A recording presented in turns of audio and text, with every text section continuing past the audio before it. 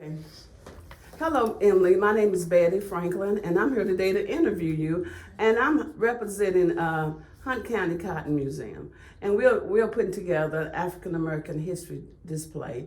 And today's date is October the 21st, 2020. I am really excited. Tell me, how did you get into the funeral home business? Tell me your story. How I got into the funeral home business was awkward. I didn't dream of being a funeral director or embalmer. How I got into the funeral business, I was in high school, and in high school there was a work program. Yes. On the work program, you get to leave school every day. So the teacher asked me what was my job. At the time, I didn't have a job. My father had just bought into Grundy Funeral Home that was originally owned by Carrie Grundy Fannin. So the teacher would ask, are you going to work today or whatever? Of course, I was not going to work because I didn't work at the funeral home. So my story is one of those things that a lie will get you somewhere. So this teacher started to check, and so I ended up working for my father by supposed to be at work through high school work program. Yes, that's interesting. And tell me more about the Grundy Funeral Home. Grundy Funeral Home was one of the oldest black funeral homes in Greenville, Texas. However, it was not the first funeral home. It was another funeral home here, by my understanding, in the Flats before Cozine and Torrey Funeral Home. Before my funeral home, it was called Andrews Funeral Home, I do believe. Grundy's Funeral Home was a well-known in the area, one of the dominant funeral homes back then. It was owned by, started by Thomas Grundy, Mrs. Carrie Grundy's husband. Back then they also had a cemetery, which is still ongoing today, Grundy Cemetery on Highway 224, like going towards Commerce. Back then there was also the ambulance service. Okay. There was an ambulance service because back then blacks couldn't ride in the same ambulance as white cemetery, so that was the way that they got to the hospital, was by the hearse. So you either died in the hearse or you made it to the hospital in the hearse back then. That's interesting, isn't it? So if someone was in a wreck, the white people, you're saying ambulance service couldn't pick them up. It was the black funeral home people. Is that what you're telling me? That's correct. That's really interesting. Okay. And I'd like to ask you, tell me more about Miss Grundy.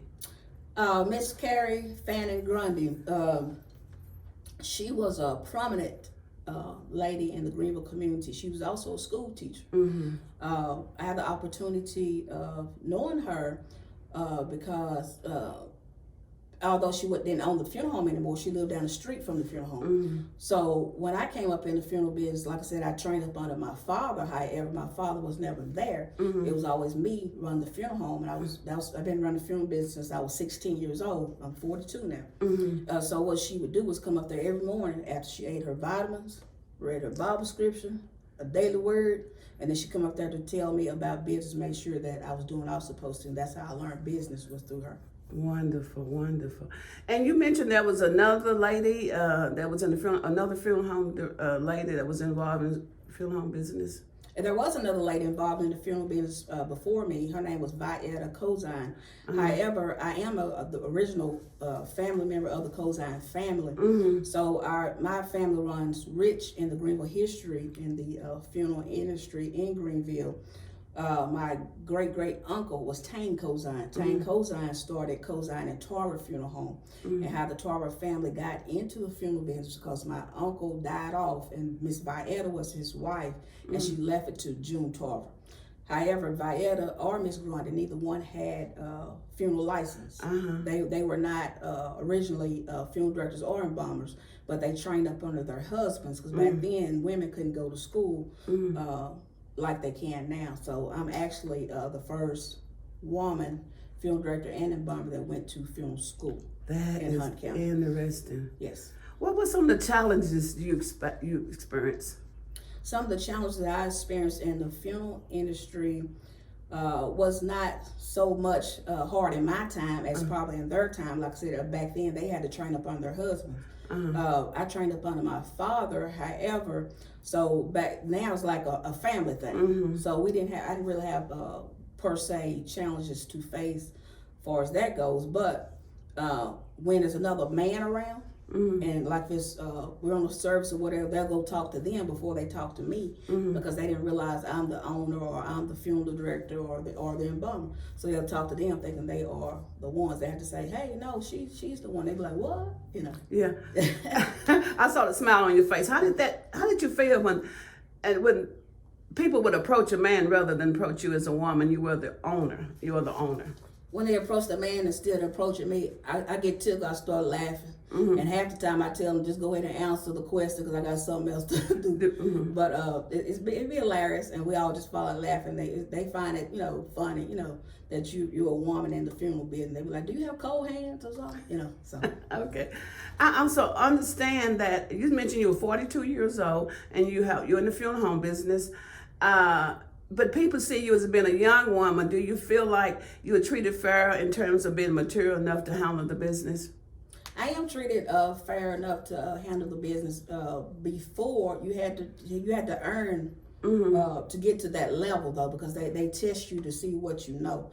But I had the opportunity. I grew up around older people, and I latched to older people through their wisdom. So those older people led the way of me knowing and not having to worry about, oh, does she know what she want to do, or does she know whatever? Because I was with the older people, so they believe me anyway. So.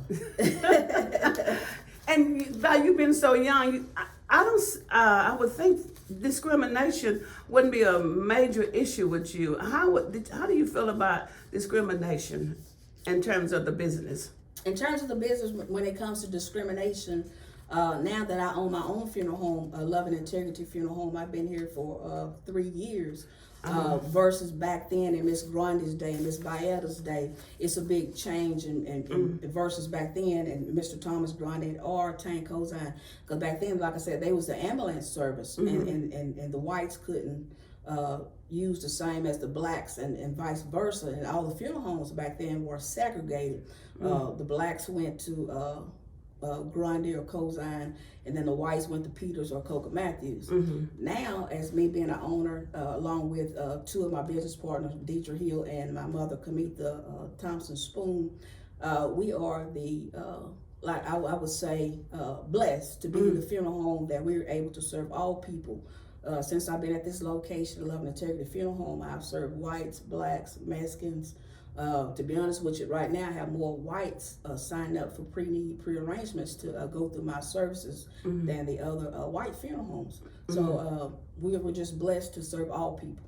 Wonderful, wonderful. So what is your business philosophy? My business philosophy is one day at a time.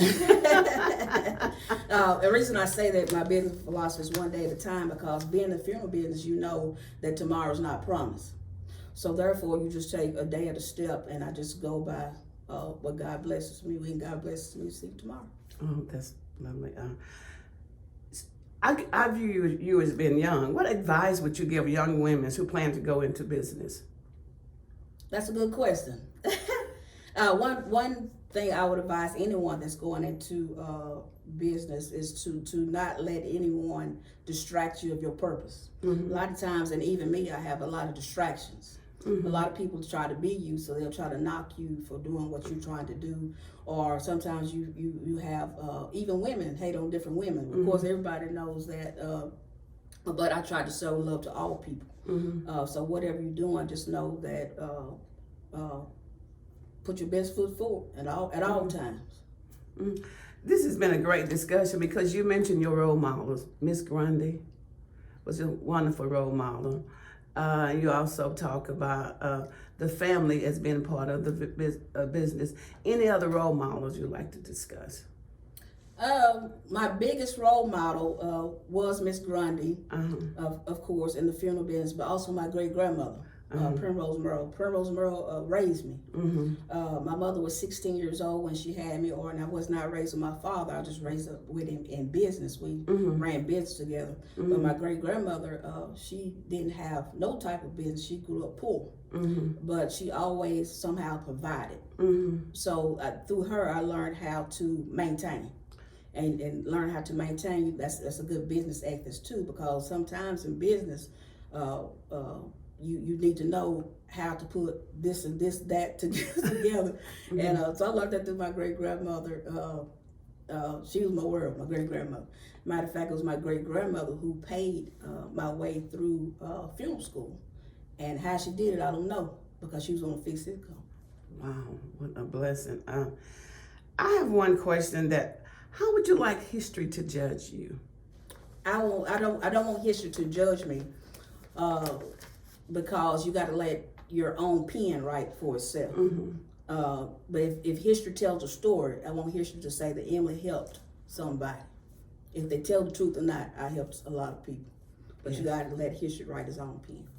Thank you. Oh, I'm gonna give you. I would love for you to have this opportunity to summarize. Tell me how successful you've been, and tell me how you want your story to end. When it comes to success and how successful I have been, I wouldn't call it that. I call it a learning experience. Every day I wake up is a different day, a different learning experience. Some people say I'm successful, and I thank them for that, but I try to be humble. I try to be humble in this business, because I know in business tomorrow can change. And the same way you came up, the same way you can come down. So you have to remain humble at all times. What was the next question? This has been a very interesting interview, and I thank you very much. But I'm going to give you the last word. And how would you summarize everything? It is well with my soul. That's what I read that before. Okay. No, I'm just joking, baby. Okay. I have a question. Okay, thank you. Her question. So y'all. You talked we're at the museum. We're trying to figure out exactly where the different African American communities were here in town, and you talked about Darktown. You mentioned it. Do you know? Do you know the streets that were Darktown, between here and here and there and there? I don't know the different streets, but I will tell you this uniquely about the funeral business, though. When it comes to different sides of town, they are different sides of town. There's Darktown, there's East Hill, there's College Hill, and things of that nature. Uniquely, what I learned when I first came into the funeral business, most people that was on East Hill, they used Grundy Funeral Home. The people that was on Darktown, they used Kozine and Torah Funeral Home. So now that tradition has been broken since I've been in the funeral business. A lot of them have came to me and broke the barriers on which side of town they've used. But when it comes to East Hill, it's like Jones Street, O'Neill Street, Hemphill Street. Darktown would be like King Street, Sale Street, and those areas like that. But there's a Washington Heights, and there's it's different street names that because I'm younger, I don't know all the different areas of the streets. Okay. I'd like to thank you very much. It's been a very good interview. And you have covered a lot of information, and I thank you very much. You're welcome.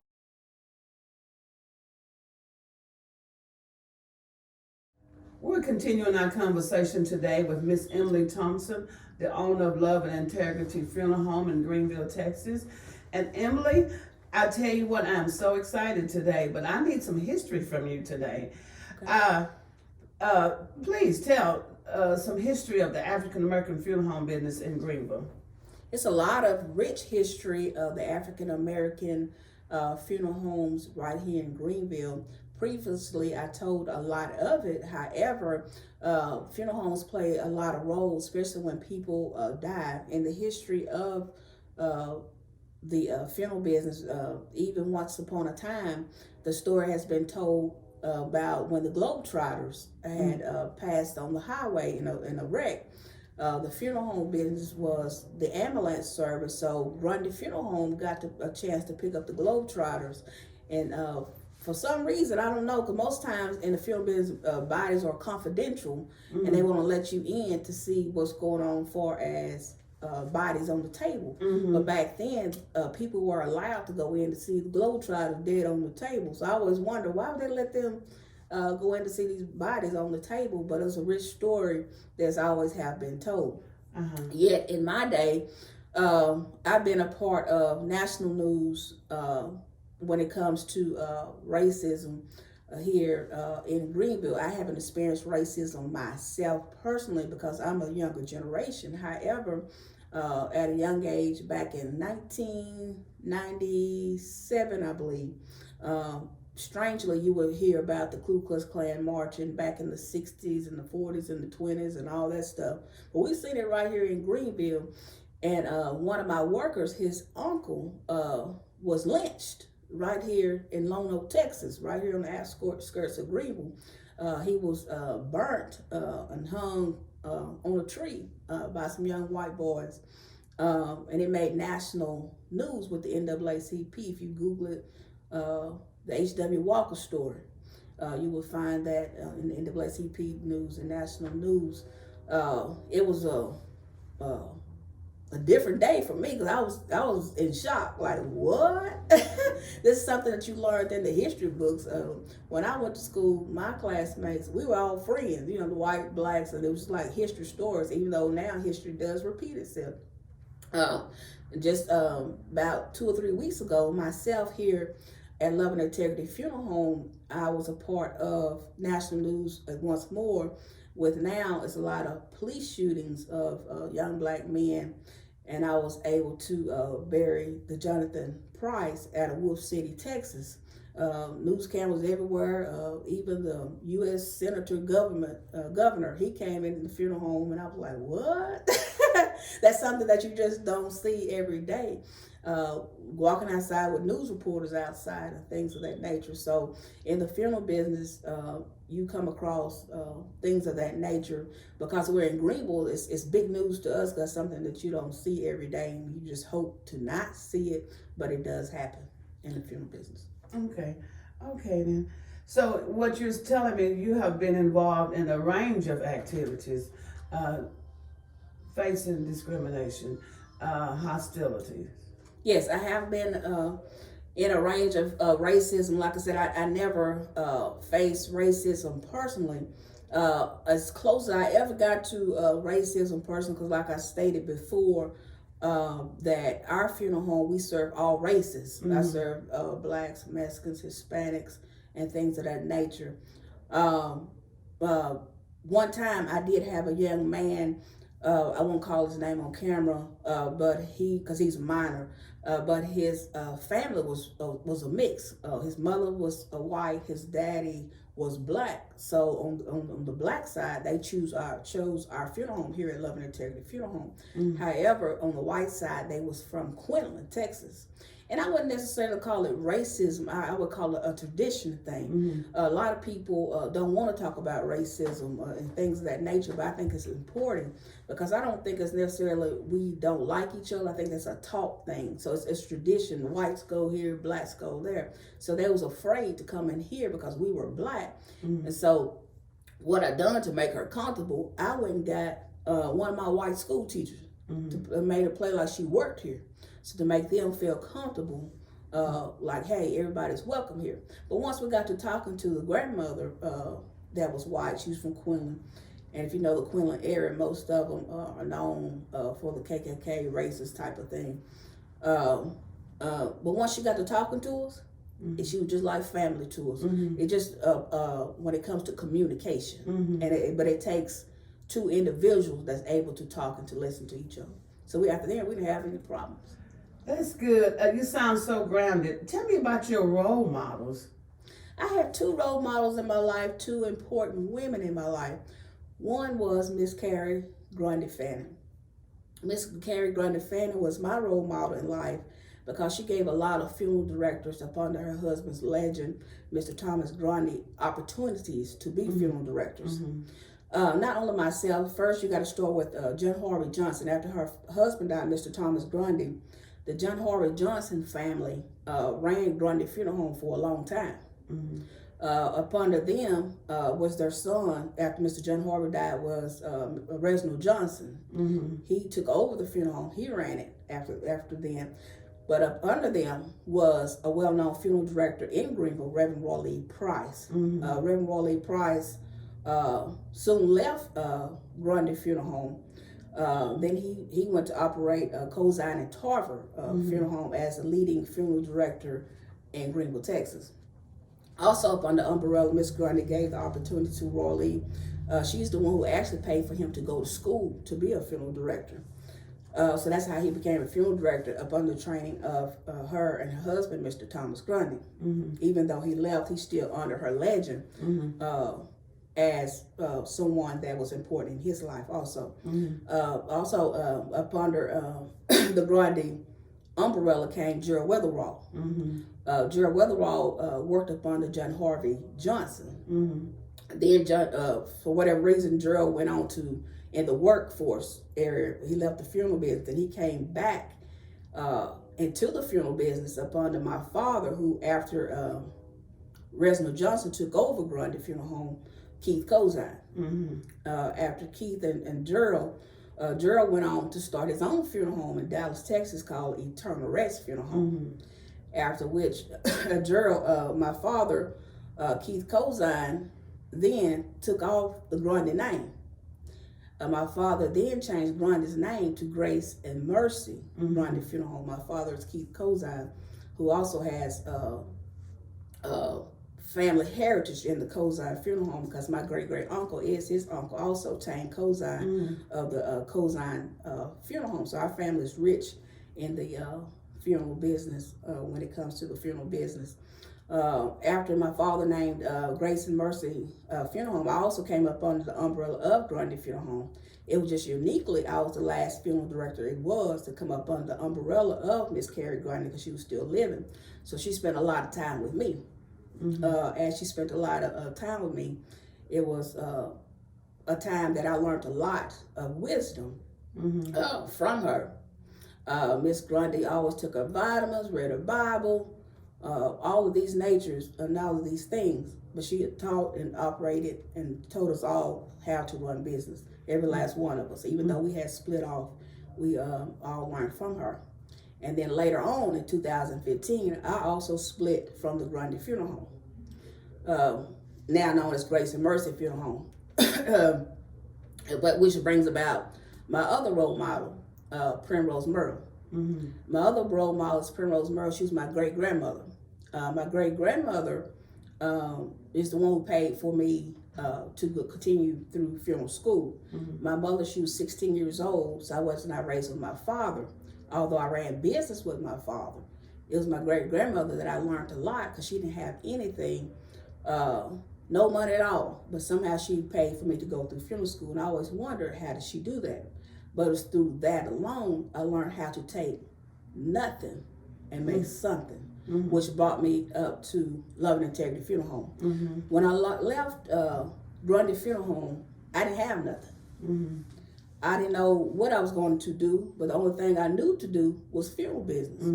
I didn't qualify for no other job, because my education requirements was funeral business. So it was a time in my life, it was a depressing time, it was a torn between your heart, what do you do? So at this time, I tried to get the library, the old school library on Lee Street, the Greenville Library building, to start another funeral home. I had chose as my business partner Michael Pierce. Well, me and Michael tried to get the building from a Hispanic family, where the First Baptist Church gave this Hispanic church, gave it to them. They didn't buy it now, gave it to them. The old library, they wasn't doing nothing with it, it was just sitting there. So the Hispanic family, the Hispanic church, tried to overcharge us for the building. When they tried to overcharge us for the building, I found out how much they paid for it. I'm like, huh? So I took it to a lawyer. The lawyer overlooked it. He said, Emily, it ain't worth getting into. Although I still want the building, I don't know nothing else. I have to go back into the funeral business. So I took it before the city council. The city council approved for me to get the building and everything. And so I still was going to try to get this building. But the Hispanic family and the Hispanic church, they would not go legally to sign the documents for me to have this building. So the lawyer had informed me, you're taking a risk. What if they go back to Mexico? What if they, whatever, what are you going to do? I said, I got to have it. So at this time, my heart was crushed. I was like, what am I going to do? This is the end of my career. I'm no longer a funeral director. Who am I? What am I going to do? I don't know nothing, And then so, however, I started working as a secretary at Legends healthcare nursing home. I sat there for a minute, but it was a good thing because it gave me some downtime to think, who am I? Mm-hmm. So at this time, it was an insurance agent said, why don't you come be an insurance agent? I said, an insurance agent? I don't know how to sell insurance. I said, well, I guess it do kind of, play into the part of the funeral business, because in funeral business, most times you have to get paid with insurance policies. So at this time, and I still do it. I'm still an insurance agent. I've been an insurance agent for 5 years. But it was a learning experience on the flip side of the funeral business. I learned how insurance worked. So it was all a learning experience as God was processing me for greater things. Mm-hmm. God was processing for me on greater things that I didn't see before. I didn't see the vision. Mm-hmm. I said, why am I in this dark cloud right now? At this point, my friend, she was passing by Hiller's Floors, the old Hiller's Floors on King Street.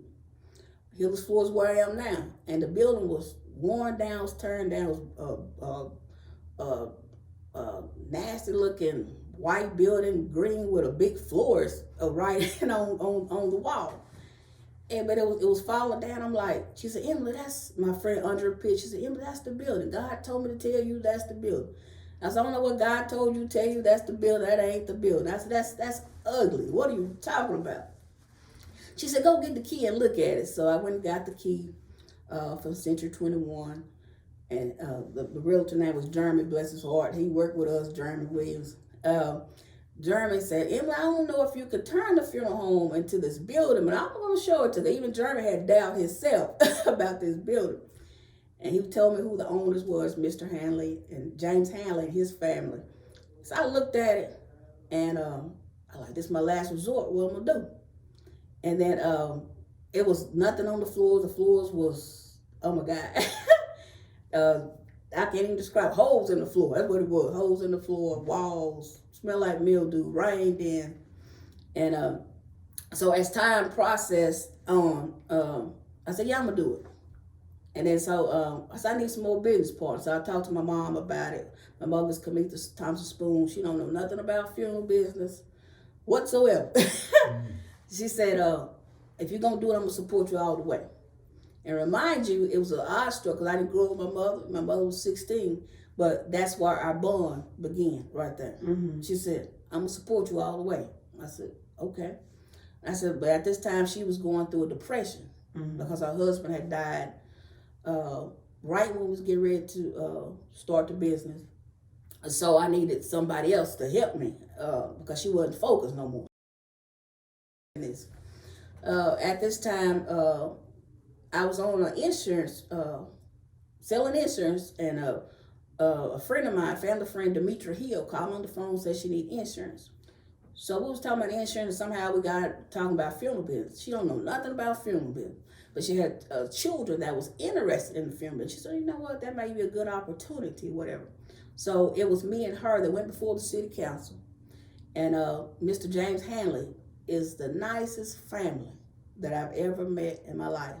And I say this to say, sometimes we talk about Black history, we talk about racism and all these things, but there's also some nice white people that like it is nice Black people. It was a white family that helped me. Even when the bank said no, this white family said, I'm gonna give you an opportunity. And Mr. James Hamlin and his wife, when we went before the city council, they sat there with us the whole time. And when the city said yes, it was like they said yes to them too. When they came in here, they never gave us a hassle or anything. And the odd part about it, it was all a part of God's plan. Reason I say it was a part of God's plan, remember I said I started with nothing. Mm-hmm. When I started with nothing, we didn't have no money to fix nothing, but it was just people started donating me stuff. I got my office equipment from Greenville Hospital because they was giving it away. The carpet that we're sitting on now. Remind you, it was 3 women, so we didn't know nothing about no carpet, no nothing. It was an Indian guy that was selling carpet around the corner. And he sold me this carpet that was chopped up into pieces. And I'm like, what, you got to sew the carpet back up? And I just wanted to cry because like, what did we just buy? But it was Reeves Floors. It was a guy who worked at Reeves Floors. He donated his time to come sew this carpet for us. It just started, so it was just like God started sending people out of nowhere. It was a guy that paints. He came and painted the whole building for $300. And this is a 5,000 square foot building and things like of that nature. So it all came together. We had family that came in to help us paint. When I see my own family come here to help me paint, to get this together, you talk about tears that started to flow. I'm like, God, where are you taking me? But later on, we only built the building for 3 years. Mm-hmm. And within this 3 years, we paid off this whole building. Mm-hmm. So God has really blessed us. And I thank Mr. James Hanley because even in Black history, there's also white history and people as one history. Oh, that is so interesting. Wow. You're so right. Yes, ma'am. We all can work together. Guys, I'm going to let you have the last word. So I'm going to hand it over to you. Is there anything else you would like to add?